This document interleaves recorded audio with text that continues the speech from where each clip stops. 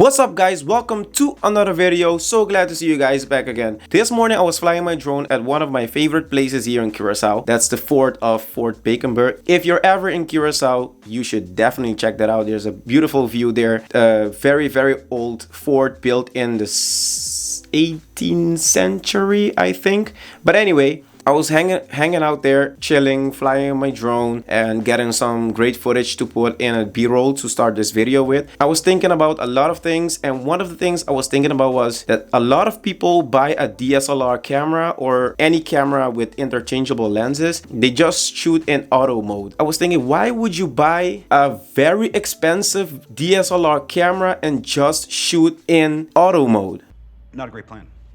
I mean, you have a great camera, you can change lenses, you can do a lot of things with this camera, and you just shoot in auto mode. So today I want to be talking about why it's very good, or why you should start shooting manual. And I can give you a lot of reasons why you should do this, but I thought I just took some photos today in auto mode and manual mode, and I just want to show you just a couple of pictures and tell you and give you an example why it's important, or why I think you should start shooting manual. Now let's get into this first photo. It's the photo of this fort that I took in the background with a cactus as foreground. The first photo is shot in auto mode. The settings that the camera used as the best settings for this shot was f4 and ISO 125 and a shutter speed of 1/500. It is not bad, but I don't like that the sky is a little bit overexposed. So I lost a couple of details in the sky. So I'm going to show you the second photo that I took using the manual mode. I exposed for the sky, so the sky is a little bit darker, or the picture itself is a little bit darker. But when I'm doing post editing, I can bring the details in the shadows back by lifting the shadows. And the first photo, if I go to edit this photo, I won't get as much details in the highlights as I will get in the second photo in the shadows. I mean,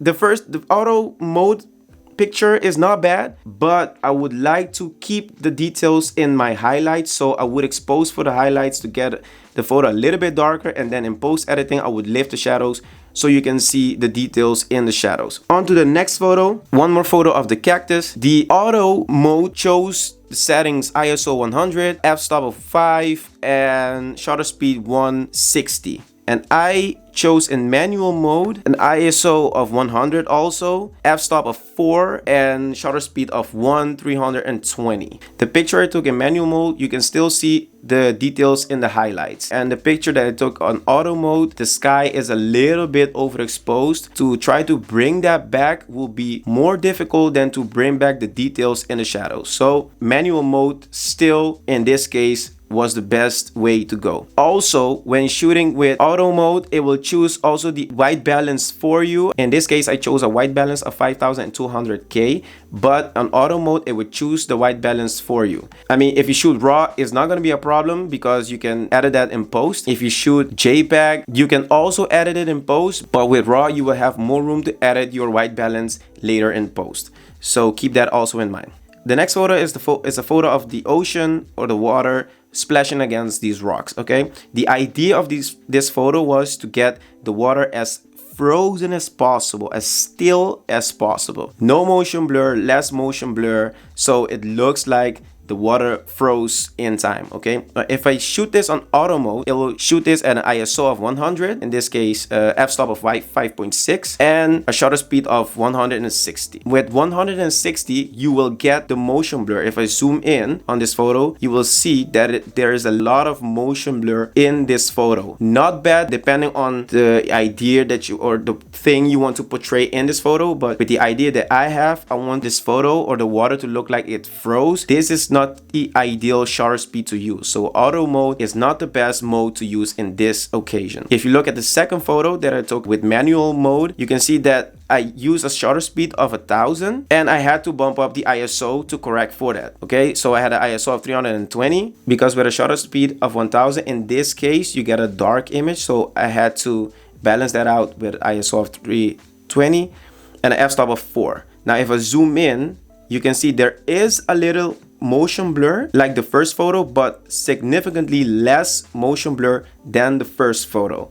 Okay, you can see the beautiful water drops, and the water is like it froze, it exploded and froze in time. So that is an advantage of using manual mode instead of auto mode. The next photo is a photo of a ball dropping out of a hand, just to show you what I mean with the motion blur and why using manual mode to set the shutter speed is better. In this case, you see the ball dropping, nothing bad. I mean, if you want to portray a ball dropping and you want to show motion blur, there's nothing wrong with this. But in manual mode with a shutter speed of 400 and an ISO of 100, f-stop of 5.6, you get a little bit of motion blur. It's not bad, but I mean, in this case, I want it to look like the ball was froze in time. If I use manual mode and I put shutter speed of 2500 and an ISO of 400, you can see compared to the first photo, the ball froze in time. You get very little motion blur. So if you compare the first photo with this photo, less motion blur because I use a very fast shutter speed. And if you shoot in auto mode,